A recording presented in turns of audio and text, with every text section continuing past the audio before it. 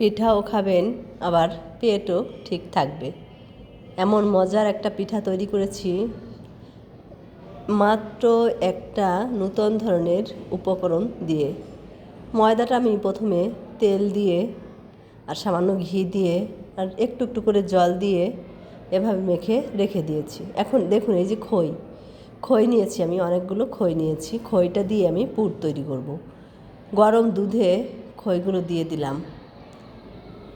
একদম গরম দুধে খই দিলে অল্প সময়ের ভিতরেই কিন্তু আমার নরম হয়ে গিয়েছে। আর এখন দিলাম কিছু সুজি।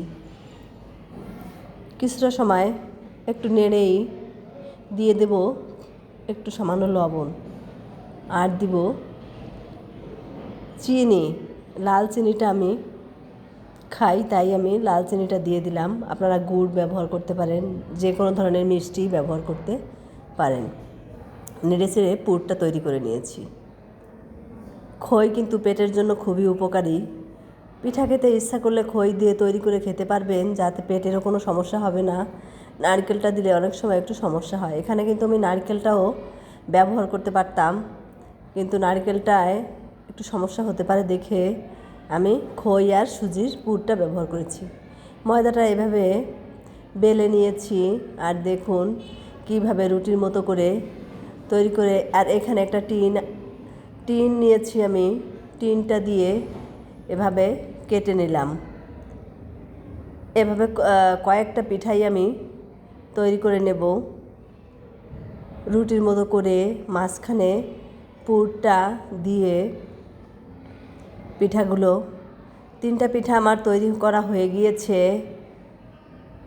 আর এখন তেল গরম করে ভাজতে ভাজতেই আবার অন্য অন্য পিঠাগুলো আমি তৈরি করে নেব। কিন্তু দেখুন, এভাবে 2টা পিঠা আমি দেখালাম, আর সবগুলো পিঠা দেখানোর দরকার হয় না।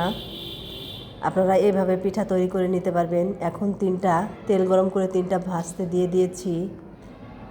একটু লাল করে পিঠাগুলো এত মুচমুচে হয়েছে।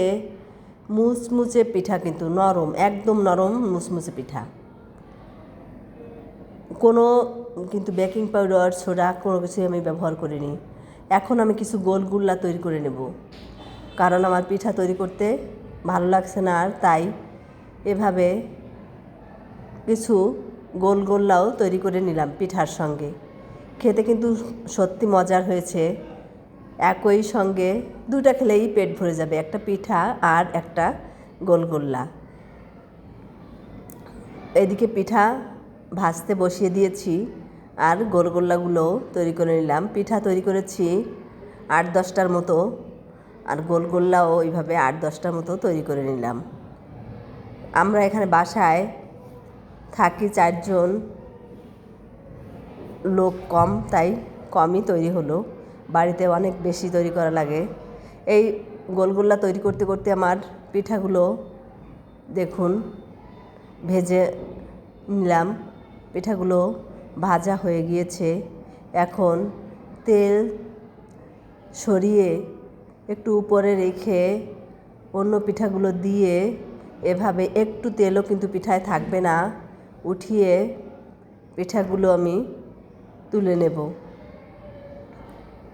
সবগুলো পিঠাও তুলে নিলাম। আবার এখন গোলগোল্লা দিয়ে আবার পিঠাগুলো দিয়ে পুরা পিঠাগুলো আমি ভেজে নিয়েছি। দেখুন, অনেক মজার একটা খাবার।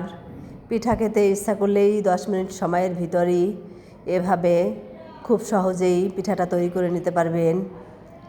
অল্প সময়ে মুচমুচে পিঠে। আজকে সত্যি আমার পিঠা খেতে ইচ্ছা করছিল, তাই মুচমুচে কিছু পিঠাই আমি এভাবে তৈরি করে নিলাম। আর এখন একটু ভেঙে দেখালাম। দেখুন, একদম নরম পিঠাটা হয়েছে, আর ভিতরের পুরটাও কিন্তু একদম সুন্দর।